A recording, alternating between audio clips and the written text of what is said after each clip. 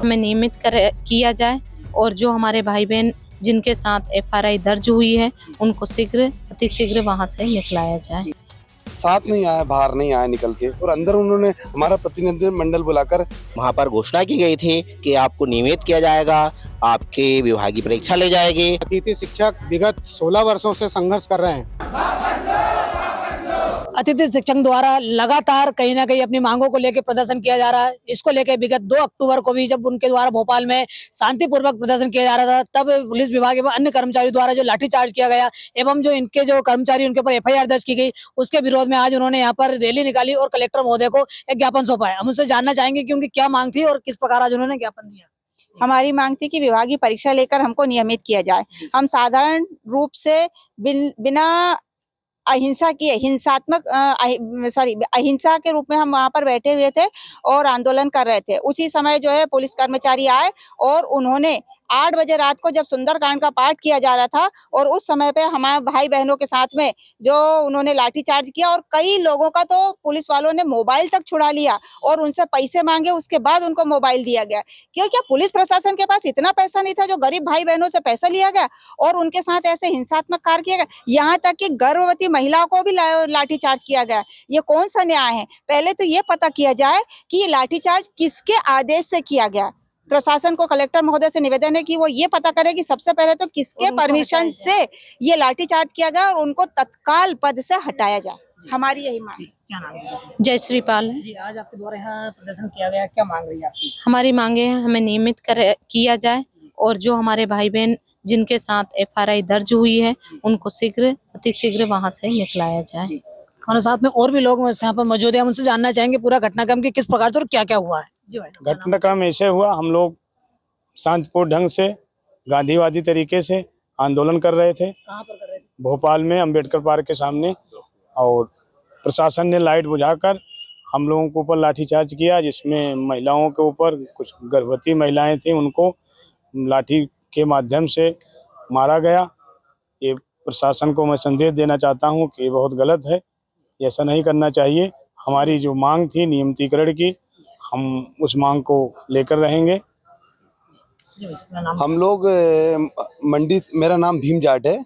हम लोग रैली के माध्यम से मंडी प्रांगण से कलेक्टर ऑफिस आए थे ज्ञापन देने के लिए, और गांधीवादी तरीके से हम लोग आ रहे थे और आए भी, हमने शांतिपूर्ण तरीके से ज्ञापन दिया कलेक्टर साहब को। परंतु हमें कलेक्टर साहब ने ज्ञापन जो हमारे साथ नहीं आया, बाहर नहीं आया निकल के, और अंदर उन्होंने हमारा प्रतिनिधि मंडल बुलाकर ज्ञापन लिया है। हमारी अतिथि शिक्षकों की इच्छा थी कि माननीय कलेक्टर महोदय हम लोग के पास आए और ज्ञापन लें।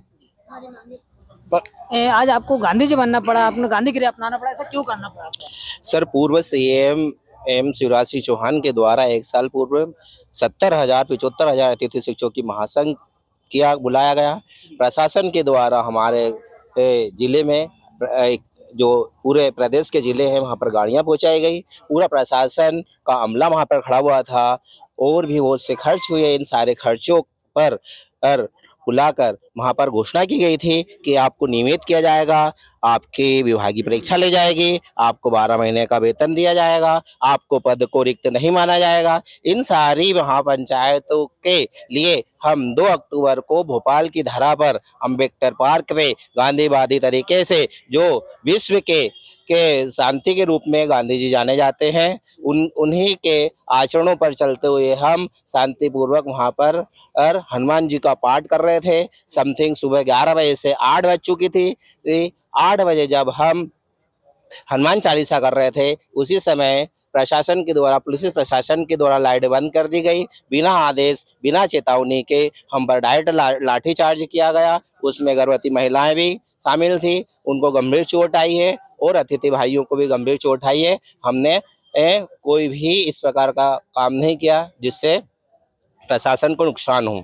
हम गांधीवादी के विचारधारा पर चलते हैं, इसलिए हम आज भी गांधीवादी के विचारधारा पर काम करने के लिए जिला हरदा कलेक्टर महोदय साहब को ज्ञापन देने आए थे, क्योंकि 2 अक्टूबर को अतिथि शिक्षक के जो कार्यकारिणी अध्यक्ष थे और कुछ 250 लोग थे सदस्य, उन लोगों पर एफआईआर की गई। उस एफआईआर को वापस ली जाए, इसलिए हम यहाँ पर हरदा कलेक्टर कार्यालय में हम ज्ञापन देने आए थे। जी मैं सादिक खान, आज़ाद स्कूल अतिथि शिक्षक संघ जिलाध्यक्ष। आज आपके द्वारा रैली भी निकाली गई, ज्ञापन भी दिया गया, क्या मांगते हैं आपके द्वारा? यहाँ धरना प्रदर्शन भी किया जा रहा था कलेक्ट्रेट परिसर में। मैं आपके माध्यम से बताना चाहता हूं कि अतिथि शिक्षक विगत 16 वर्षों से संघर्ष कर रहे हैं और अपनी जायज मांगों को लेकर समय समय पर ज्ञापन, धरना प्रदर्शन, यहाँ की भोपाल तक भी हमने बड़े बड़े आंदोलन किए हैं, लेकिन शासन प्रशासन के द्वारा आज तक हमारी एक भी मांग पूरी नहीं की गई है।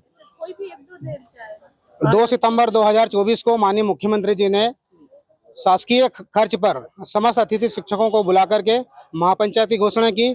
उस महापंचायत की जब घोषणा हुई तो अतिथि शिक्षकों में एक ऊर्जा का संचार हुआ और एक उम्मीद बनी थी कि अब हम नियमित हो जाएंगे, लेकिन 1 वर्ष पूरा होने के पश्चात भी आज दिनांक तक किसी प्रकार का कोई आदेश नहीं हुआ।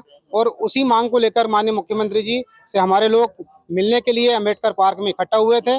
और 2 अक्टूबर को जिस तरीके से शासन और प्रशासन ने हमारे ऊपर बर्बरतापूर्वक लाठीचार्ज किया है, उसी के तारतम्य में आज हम लोग 7 अक्टूबर को मध्य प्रदेश के समस्त जिलों में ज्ञापन कर कार्रवाई की मांग करते हैं। और जो माननीय मुख्यमंत्री जी ने महापंचायत में घोषणा की थी वो उसके शीघ्र आदेश जारी हों, इसे तो हमारा आज ज्ञापन का कार्यक्रम था।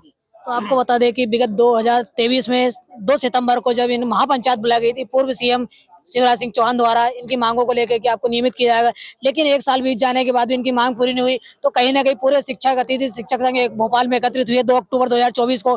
उस दिन इनके द्वारा जब हनुमान चालीसा का पाठ किया जा रहा था तो देर रात पुलिस प्रशासन द्वारा लाइट बंद करके लाठीचार्ज किया गया, जिसमें कई गर्भवती महिलाएं, अन्य शिक्षक साथीगण घायल हो गए। इसके बाद पुलिस प्रशासन द्वारा करीब 250 लोगों के ऊपर FIR दर्ज कर ली गई। उन्हीं FIR को वापस करने एवं इनकी मांगों को पूरा करने के लिए आज इनके द्वारा मंडी परिसर से कलेक्ट्रेट तक रैली निकाली गई और राष्ट्रपति के नाम एवं राज्यपाल के नाम कलेक्टर महोदय को ज्ञापन सौंपा गया। IBC 24 के लिए हरदा से कपिल शर्मा की रिपोर्ट।